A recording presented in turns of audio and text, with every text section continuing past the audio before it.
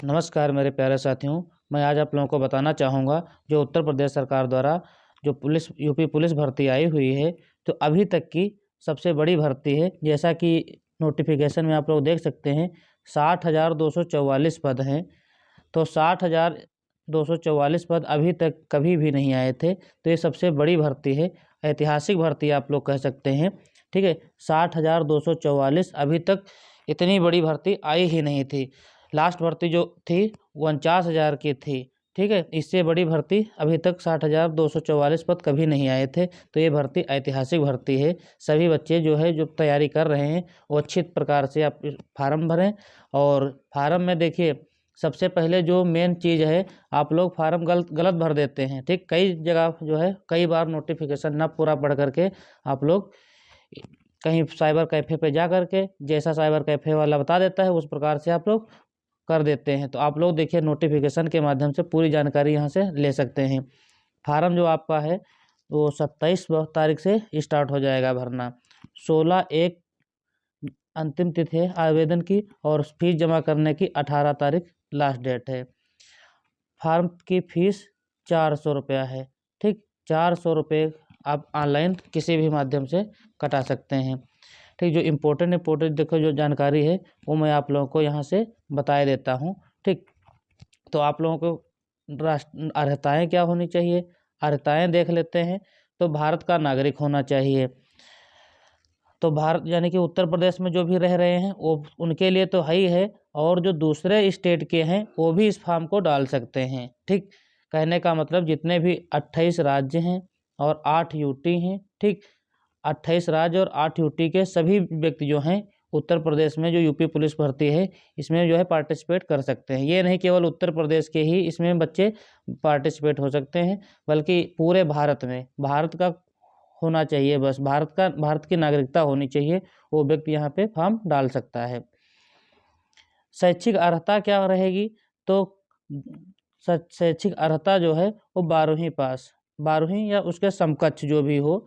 ठीक है, तो 12वीं पास होना ही चाहिए या उसके समकक्ष। जैसे कक्षा 10 के बाद बच्चे ITI कर लिए तो वो भी चलेगा, लेकिन अपेयरिंग नहीं चलेगा। यानी कि जो अपेयरिंग है, जो बच्चे कक्षा 12 में पढ़ रहे हैं तो उनके लिए नहीं है। 12 पास होना चाहिए। और देख लेते हैं आयु सीमा, देख लेते हैं।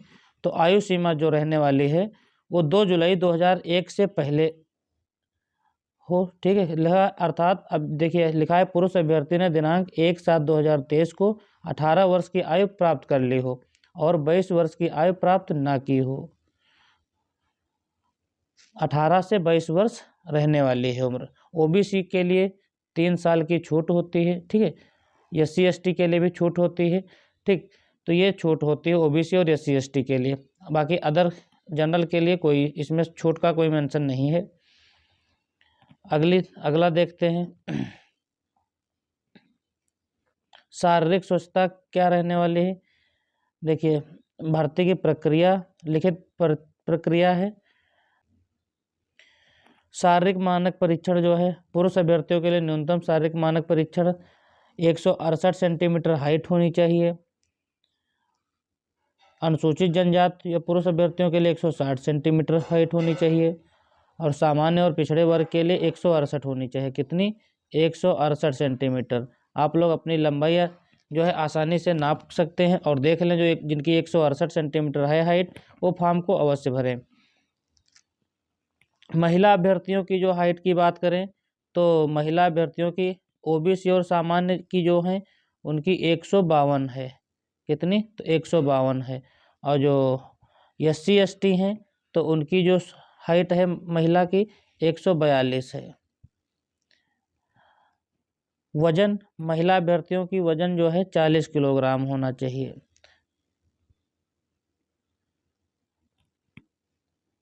देखिए, पुरुष कैंडिडेट जो होते हैं उनका चेस्ट भी नापा जाता है, लेकिन महिला जो कैंडिडेट होते हैं उनका चेस्ट नहीं नापा जाता है, उसके स्थान पे उनका वजन नापा जाता है। पुरुष में जो चेस्ट की बात करें तो 79 सेंटीमीटर बिना फुलाए, और फुलाए पे जो है 84 सेंटीमीटर होना चाहिए। अनुसूचित जनजाति के अभ्यर्थियों का 77 सेंटीमीटर होना चाहिए। देखिए, सारा PDF में मेंशन है, आप लोग इसको पढ़ सकते हैं यहाँ से आसानी से। इसकी PDF यदि आपको चाहिए तो मैं टेलीग्राम ग्रुप पे आपको सेंड कर दूंगा। जो लिखित परीक्षा का पाठ्यक्रम है, तो पाठ्यक्रम सिलेबस क्या रहने वाला है, तो सिलेबस में सामान्य विज्ञान आएगा, भारत का इतिहास आएगा, भारतीय संविधान आएगा, भारतीय अर्थव्यवस्था एवं संस्कृत, भारतीय कृषि, वाणिज्य एवं व्यापार, जनसंख्या, पर्यावरण, नगरीकरण, भारत का भूगोल तथा विश्व का भूगोल, प्राकृतिक संसाधन, उत्तर प्रदेश की शिक्षा, संस्कृति और सामाजिक प्रथाओं के संबंध में विशिष्ट जानकारी, उत्तर प्रदेश में राजस्व, पुलिस व सामान्य प्रशासनिक व्यवस्था, मानवाधिकार, आंतरिक सुरक्षा तथा आतंकवाद, भारत और उसके पड़ोसी देशों के बीच संबंध, राष्ट्रीय तथा अंतर्राष्ट्रीय महत्व के समसामयिक विषय यानी कि करंट अफेयर, राष्ट्रीय तथा अंतर्राष्ट्रीय संगठन, विमुद्रीकरण और उसका प्रभाव, साइबर क्राइम, वस्तु एवं सेवा कर, पुरस्कार और सम्मान, देश और राजधानी, मुद्राएं, महत्वपूर्ण दिवस, अनुसंधान एवं खोज, पुस्तक एवं उनके लेखक, सोशल मीडिया, कम्युनिकेशन। तो ये सामान्य ज्ञान का जो है सिलेबस था। ठीक है, इसमें करंट अफेयर जो है अच्छी पूछी जाएगी, वर्ल्ड लेवल की भी करंट अफेयर पूछी जाएगी। हिंदी में देख लेते हैं हिंदी का सिलेबस क्या है। तो हिंदी का सिलेबस है तत्सम तद्भव, हिंदी और अन्य भारतीय भाषाएं, हिंदी व्याकरण का मौलिक ज्ञान, हिंदी वर्णमाला, पर्यायवाची, विलोम शब्द, अनेकार्थ वाक्यांशों के लिए एक शब्द, समरूपी भिन्नार्थक शब्द, शुद्ध वाक्यों को अशुद्ध करना, अशुद्ध वाक्यों को शुद्ध करना, लिंग वचन, कारक, सर्वनाम, विशेषण, क्रिया, काल, वाच्य, अव्यय, उपसर्ग, प्रत्यय, संधि, समास, विराम चिन्ह, मुहावरे एवं लोकोक्तियाँ, रस, छंद, अलंकार। तो ये सभी आएगा। अपठित बोध यानी कि एक पैराग्राफ आएगा। प्रसिद्ध कवि, लेखक एवं उनकी प्रसिद्ध रचनाएं, हिंदी भाषा में पुरस्कार और विविध, विविध में भी बहुत कुछ आएगा। अब मैथ में देख लेते हैं संख्यात्मक में मानसिक योग्यता। इसमें संख्यात्मक योग्यता है, मानसिक योग्यता। संख्यात्मक योग्यता यानी कि मैथ है, और जो मानसिक योग्यता है ये रीजनिंग है। ठीक, तो मैथ में देख लेते हैं कौन कौन से टॉपिक हैं।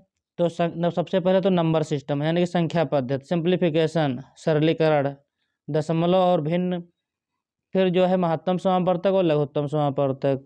देखिए मैथ बहुत ही इजी लेवल वाली रहने वाली है, वही समझ लीजिए 6, 7, 8 वाली जो NCERT की बुक हैं वही मैथ यहाँ पे जो है रहेगी, ज़्यादा हाई लेवल की मैथ नहीं आएगी इसमें।